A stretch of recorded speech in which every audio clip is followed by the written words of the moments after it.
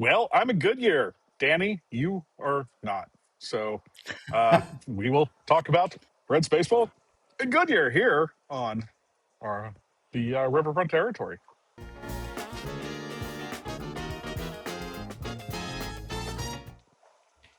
Hello, welcome to Riverfront Territory, a show on the Foul Territory Network. I am Trent Rosecrans, longtime Reds beat writer, now at the Athletic, and he is the Reds' all-time saves leader, Mr. Danny Graves. Danny, how are we? I'm doing great, but you look like you're having a blast out there. The sun is shining. You're making a tan. Yes, this is as tan as I get. Some of us, yeah. But yeah, no, it's spring training. We're here in Goodyear. It's been good. You Yeah, did you ever have an Arizona spring training? I did in 2007 with the Colorado Jose Rockies, but Trevino, that didn't go everybody. very well. Hey, Hey, Jose, what's yeah, happening? Jose was heckling me. Oh, there's Michael Troutline, fine catcher. Look at that guy. We'll have them all Everybody's coming right. Yeah, everybody's going to be heckling you right now, but that's okay. yeah. I mean, I'm used to it.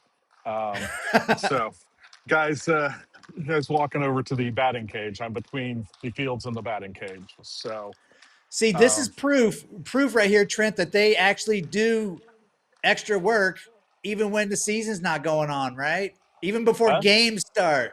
Before they get paid, most importantly. Oh, true. Very true. So to answer your question, with the Colorado Rockies 2007, I was there in Tucson Yeah, for that was spring training. Tucson. Yeah. 2010 was the last year we had Tucson. Oh, So now, really? yeah, 2010 was the Reds' first year. Was the last year anybody did Tucson. So, Oh, um, okay. Well, just to tell you, just to let you know, I hated spring training in Arizona that year. well, you didn't have real Arizona because you were in Tucson, and there were only That's what two everybody teams in says. Tucson. Yep. Now Phoenix, it's everywhere. It's great. So Tyler Stevenson waving hello to Oh, us. hello, Tyler Stevenson. I'm How come all video. There we go. is it Yeah. just all is it just catchers walking by right now? No. We got Christian Encarnacion Strand coming up. All the Okay. big hitters. So Well, yeah. what are the pitchers doing? No pitchers Uh, out right now? Pitchers, do they ever do anything? They just throw No. a little bit Well, and they're walk. they're probably out on the golf course already. They may be actually. We shall see. That's it. Well, actually, like, was there ever like a divide between the starters and the relievers? Because relievers got to work every day, and starters they work 1 day a week. Right. So in spring training, there wasn't really a divide because even relievers, we knew when we were throwing. We knew when we were pitching in the games. We knew if we were going to pitch in a B game on the backfield. We knew ahead of time. So we could make plans with the starters, at least the starters that we liked. I mean, we didn't like all of them. So, well, I shouldn't say that. We did like all of them. We just didn't hang out with all of them. But That's we fair. would always like kind of make sure that we on the days that we weren't throwing that we made plans like either golfing or fishing or riding around on our motorcycles. We always had something planned. Wait, riding around on your motorcycles? Yeah. Yeah. I can't believe you haven't heard this story. I think it was 2004. Ryan Dempster and myself, we had choppers, like long choppers, and we rode them into Sarasota Clubhouse. Like we brought him inside the clubhouse and just started like burning rubber in there, smoke everywhere in the clubhouse. Ask Rick Stowe about it when you get a chance. He's Oh, got to remember it. I'm sure he will, and I'm sure he will have some nice words about it. At the time, he acted like it was funny. I don't know what he really thought, but maybe you can find out for me. Yeah. So, but yeah, like it's kind of weird because it's just like there aren't that many like huge questions coming into camp. Like when your questions are like lineup order, bench spots, and fifth starters. That's that's a good problem. Right. And that's a lot of teams don't have that right now. The Reds do, but like that fifth starter position, Danny, I watched those guys yesterday. I Yeah. watched uh, Chase Burns, Rhett Lowder. It's funny. Like Rhett Lowder is just one of those where it's just like a quiet thing where you just look and it's not going to blow anyone away. Everybody's just kind of watching, but he looks like he is getting his work in, Yeah. and it just is going along. Then Chase Burns starts throwing, and I was sitting there, and Lowder and Brandon Williamson, the two guys competing for that spot with him, they're just laughing at some of the things they saw because they're just like, yeah, like pitchers, like they're Yeah. superhuman athletes, what you're able to do with a baseball. And like, so Uh-huh. these guys are top of profession, great pitchers. And then there's Burns and that stuff. He threw a slider to Brian Hayes near the end where it was just, Not fair. yeah. And like, you just heard, like, I think it was Graham Ashcraft had been up there by then, and he's just like giggling because it's just like, and like, it's not like Graham's got pretty crazy stuff as well. Yeah. Yeah. But when he's just laughing at that slider, that's something. Yeah. And the thing about it is, it's funny because Rhett Lowder is really good. And I know like The one he's not, ERA is a big leaguer. yeah. Yeah. I mean, he's not, you're not going to look at him and say this dude's got the nastiest stuff in baseball, but this dude's got great stuff and he knows how to pitch and he mentally he's where he needs to be. But then yeah, then you got him looking at Chase Burns and saying, "Oh my gosh, what is this? This is like video game stuff, right?" But that's Chase Burns. I mean, he's been that way for a long time now. And I don't think people realize how nasty and dominant he could be unless you see it up close. You know, a lot of people just see it on TV and it's like, oh, that's all right. That doesn't look that good. When you see that stuff live, oh my gosh, doesn't I, make I'll t- sense. I'll tell you, Danny. I was sitting there. I was kind of behind the cage, and that slider was like it just looked like this hard fastball till the very end, and it just Yeah. goes. It just moved in, and like you just almost feel bad for the hitters. Yeah, and I think too, Trent, like, it's the mound presence that he has that makes it that much more nasty and intimidating. I don't know. There's something about the mound presence. Like it is funny because like you see him, he has that follow through. It's almost that whippy follow through, um, Yeah. and so there is some motion there, and it almost seems like that could be a distraction just to seeing arms and legs there, and you're trying to pick up the ball. I mean, Yeah. especially like when you're at home and you have a white uniform, that could be something where his leg comes up and it's back, and it just it's interesting to watch. Yeah, well, pitchers like Tim Lincecum or even Randy Johnson, Right. they both had great stuff, obviously, but it's all arms and legs that was coming at you. So it's really distracting. But I think just Chase Burns looks like he's 7'4" on top of the mound, and he's like reaching out, touching you when he's throwing. Like it's very intimidating. It's interesting too because he doesn't he looks bigger on the mound than he does when you're standing next to him. Yeah. I mean, he's not a small Yes. guy, but on the mound. And then you have Louder. Like Louder isn't I don't know, he doesn't look intimidating, but it's just one of those things where it's uncomfortable Yeah. because he's going to get you to do something you don't want to do as a hitter. Yes. That's such a good way to put it. Um, Thanks, Danny. I wow. write for a living. Dude, that is brilliant. I'm speechless. I love that. I love the And way you you said speak that. for a living and you're speechless, so that's good good I stuff. know, I know, I know. I need to hang out with you more. I feel like I get smarter just hanging out with you. Oof. Yeah, yeah.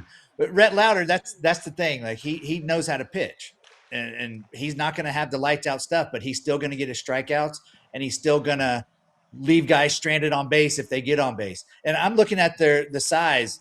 He's listed 6'2". Chase Burns is listed at 6'3". Um, but Chase Burns looks like he's a foot taller when he's on the mound. Yeah. Um, Okay, so kind of how what are your thoughts going into this on who could do that fifth starter spot and kind of the I don't know, just all the guys there. What are you thinking about this one, Danny? I'm thinking, yes, that's it. I don't know what to think because, see, I'm trying to take my heart out of this fifth starter because I have a big love for Rhett Lowder and Chase Burns both, just for being covering them in college and seeing so much of them. Um, I feel like I want both of them in this rotation, and obviously at this point in spring training, there's only room for one. Um, but the thing with Chase Burns, he can pitch out of the bullpen if they, wanted to put him in the bullpen. I'm not sure if Rhett Lowder, I bet he could do it, but he's always been a starter. He hasn't been that guy that has been a swing man. Chase Burns pitched out of the bullpen. He was a closer a little bit at Tennessee before he went to Wake Forest. So I know he can throw out of the bullpen. And I know I'm leaving Brandon Williamson out of this whole equation. I don't know much about Brandon. I haven't seen a whole lot of him, but obviously he's got great stuff too. So at this point, when you have three solid arms vying for that fifth spot, that's a great problem to have. It's not like you have three mediocre guys. Oh gosh, I got to pick the one that's not going to hurt us the most. you know, Well, they have yeah, and three I good picks here. and I think all those guys will be starting to start the season. It's kind of going to be come down to geography because Yeah, you're not using five all year and you're going to need a starter. But that's really one of the great things about this, the way it's been set up with this team is down in Louisville. The rotation could be Louder or Burns, one, Williamson or Williamson. Take two or three of those. yeah, Aguiar, who is back, hmm, Chase Petty, yeah, and who's the other one? They had Jose Franco. And so you have right. five guys, five starters in AAA, all with options That it, could pitch on another big league roster. that could pick. I think Jose Franco he's kind of like the one that's traditionally moving up and all that, but Uh-huh. um, he's more your typical AAA starter right now because he hasn't pitched above that or much Right. above that, and so. But those you have other guys who have big league experience who in many other years would be in in the mix for probably a couple rotation spots, but Yeah. this year, not so much. Yeah. I can remember the days when I was playing, even days after that, that the Achilles heel was finding starting pitching for the Reds. And now it's like there's a plethora of starting pitching. And I love that they have this problem. I'm glad that I'm not the ones making decisions on who needs to stay and who needs to go back down to AAA. But the good thing is there are options. And that's huge because if there weren't, then there would be some trouble. There would be some a lot of wondering who we're going to lose. But options are good. All right, Danny. So let's hear from our sponsor first. I Yeah. had forgotten about that. Oh man, they're gonna kill me. All right, we got the Warby Parkers. I got the Raiders. But one thing I upgrade to, polarized. Sorry about it. Yeah, these are good not only for wearing, but also out in the sun. When I become that baseball coach, I always want to be with my kids. I got the Hatchers. They're darker, a little bit wider for my face. They fit perfect. They're comfortable. It's an easy process to order these really, really cool glasses. I am a die-hard Warby Parker fan. I do have prescription glasses, and I wear Warby Parker every day for many years. I'm excited about this one. Give it a shot. Warby Parker gives you quality and better-looking prescription eyewear at a fraction of the going price. Our listeners get 15% off plus free shipping when they buy 2 or more pairs of prescription glasses at warbyparker.com/foul. That's 15% off when you buy 2 pairs of glasses at warbyparker.com/foul. After you purchase, they will ask you where you heard about them. Please support our show and tell them Foul Territory sent you. All right. So All right. we're back. Um, so I was gonna ask you. I kind of want to do like because I always forget that I am here.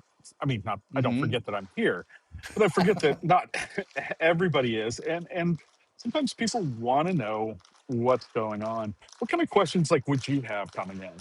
And let's do it Um, that way and see if I can be your eyes and ears on the ground. well, I love that. I thank you for that opportunity. Eyes and ears on the ground. That is big time. I probably know how this is going, but tell me what's the reaction with Eugenio Suarez back now? Like, is everybody just over the moon? It's funny because I think like it's a little bit different because few of the players have played with him. They've just heard about him. And Uh so huh. I think there's a lot of people excited, just kind of looking around and like taking in what he's doing. But everybody who's been here for a while, non-player, from everybody in the cafeteria, just Yeah. there's so many people around, media members, front office, everybody there just came in like so excited that Gino is there. And it's been fun to watch how guys are around him and how he's doing. One of the things I was talking to Noel V. Marte this morning, and he was saying he's been just sitting and listening to Gino and Eugenio telling him like what he looks for in the batter spot or in the on deck circle and how to like how to read what the pitcher and catcher are trying to do before you even get in the plate, where the catcher's Mm-hmm. setting up, what that's telling you, what he's trying to do, all these little things. And those are veteran things. And for a guy like Noel B. Marte to have someone like Eugenio Suarez there teaching him those things is pretty special and pretty good. Priceless, right? Like, I mean, you can't put a price on somebody like Gino there to help these young guys out. Um, has anybody really stood out in? I know that there's no games yet, but practices. We just talked about Chase Burns, like, kind of showing out a little bit. Has anybody else to you? Nick Lodolo looked just lights out to me like Yeah. early, just everything was crisp already. That big is that the big breaking ball, it's like he's playing with the big one and the smaller one too, and so you're Uh-huh. getting these like variations on that breaking ball of his, which is who knows what they're calling it these days, because with his they're called different things and he's called it one Yeah. thing, his catchers will call it another. But it is just the one that like runs away from a lefty. And I don't know, like I was doing a little something where I was like paying a little more attention, being in the box, like pretending, seeing it as a left-handed hitter myself. Uh-huh. Um, and it's just like where it comes from. Like it's so sweeping, and he has such a different arm angle. It is low, and it's like I was talking to Michael Troutline about it, and he says it looks like it's coming from behind you. Then it looks like it's going to come right over the plate, and then at the last minute, it dives into the other batter's box, and and you just swing at it and look stupid. It's like the old Jesse Orosco, like throwing across your body from not Yeah. down under, but kind of three quarters a little bit. Mm-hmm. And every pitch looks like it's going to hit the left-handed batter. Or right-handed batter, because Lodolo is the lefty. Oh wait, no, Right, I but I'm mean, saying, oh yeah, yeah, yeah, when yeah. he's throwing, he It looks starts like it it's at, going to start and yeah, ends like it's going to hit the right-handed batter. yes, starts at the lefty, ends up behind the righty. Yeah, you think it's going to hit the lefty, but it's going to hit the righty in the back foot, Yeah, like a yeah, true back foot slider. yeah. Um, position players. Yesterday was the first full workout. I think one of the things uh, you look at Sal Stewart, just his body, Slim um, Shady, huh? slim. His face looks a lot slimmer. Yeah. Ellie. Someone asked me about him bulking up and working out, and I was like, no, it just looks like maturation. There's like more definition, maybe, but that guy's just one of a kind. I mean, Yeah. uh, yeah, it's insane. So there's so many of those guys just to watch. It's a pretty good. I don't know. It's the whole camp. It's a Geno Suarez camp. Good vibes. Like just nothing quite yet. That's awesome. Like you should have known that it's going to be a good vibe as soon as Gino got there. So can can you give me like a timeline of your day normally, that like when you get there, where you go, and Okay, today's a little different because it's picture day. So picture oh day is yeah, a little different. That's earlier in the morning, but usually the clubhouse is open from 8 a.m. to 8:55. So I try to get here about 7:30. I get up about 6:30, shower, may run grab some coffee. Uh, I I then have coffee here. You do the clubhouse, you talk to people. Like I try to get here a little bit early, um, kind of write out some notes, look at what I was trying to do, what I did yesterday, what I have coming up, who I'm going to talk to, who I want to try to talk to, who I need to talk to. Because there's like yeah, some guys you just grab when you can, and some guys you have to catch them that day. right, So I'll do that. That's about 8 to 8:55 usually, and then I go into. We have this lovely media tent over here, the tent, oh nice, because we used to have a room in the complex, but that is now it's a women's locker room, okay, because there are a lot of women that work here and they needed their own space, and yep, makes sense to me. understandable, And yep, yeah, and so like it basically from 2010 to now, the needs of a major league baseball team, just space wise, have exploded. So yeah, there are just a ton of different things out here that way. And yeah, so there's that. And then about 9:15, we go into Tito's office, talk to Tito, and hmm oh man, um, talk to Tito, and then go back. Welcome to Reds camp. oh, That's his. It's Danny Graves. No, it's just his. He has his hat. He has his hat with his name on it. Yeah, you should do that. who Trevi. are you? Is that That Trevino was Trevi. again? Yeah, yeah. So he liked your hat. He was asking you about Oh, your hat and how much and where you could get it if it was a Reds hat. He's like, that's a sick hat. And so there you go. All right. well, And so we got these guys. okay. Why are they ignoring you right now? They're deep in conversation.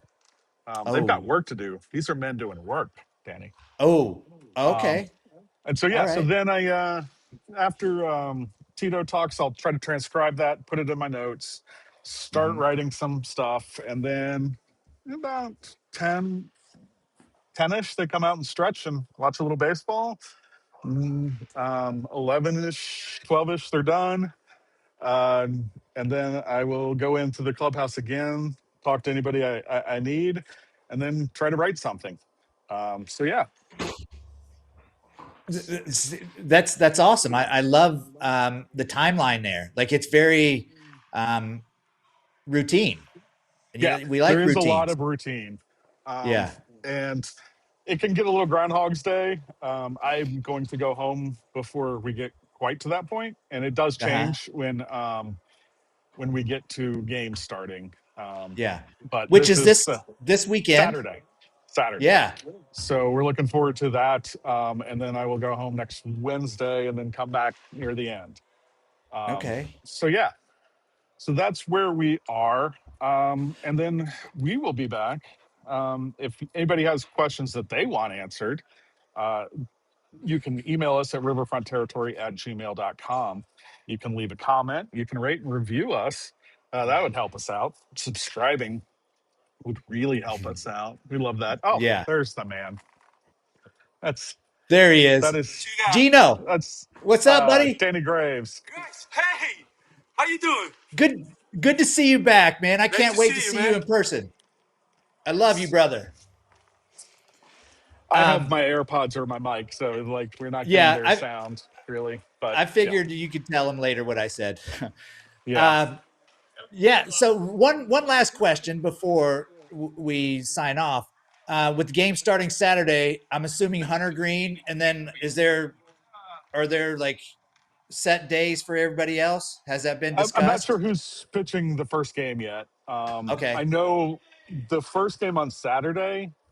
I was told like that's going to be a lot of younger guys who are going to be Oh, playing okay. because Sunday the older guys will, and then Monday is an off day. So that gives the veterans an off day, and then they can come back Tuesday and make it nice and easy. I love that. You know, Tito's done this Wait, before. yeah. It's amazing that there's off days right when the games start, right? I think whoever does the schedule knows that early in the season, even in spring training, you need days off right Yeah. at the start. No, I like it too because I have a day off. Yeah. Nice. So Love that. anyway, well, All there we right. go. We will be back. Hopefully a little bit more structure next time, but this time we just kind of wanted to get a taste, and you guys saw all sorts of people. That was fun. Yes. So I yeah, love the eyes and ears on the ground. You should trademark that. I think it's a pretty common thing, but you know, here we are. So anyway, for Danny Graves, this has been Riverfront Territory, a Cincinnati Reds show on the Foul Territory Network, and thanks for joining us. Tell your friends, maybe say, hey, we told Gino, we saw all these guys. Come on back, and we will talk to you guys later.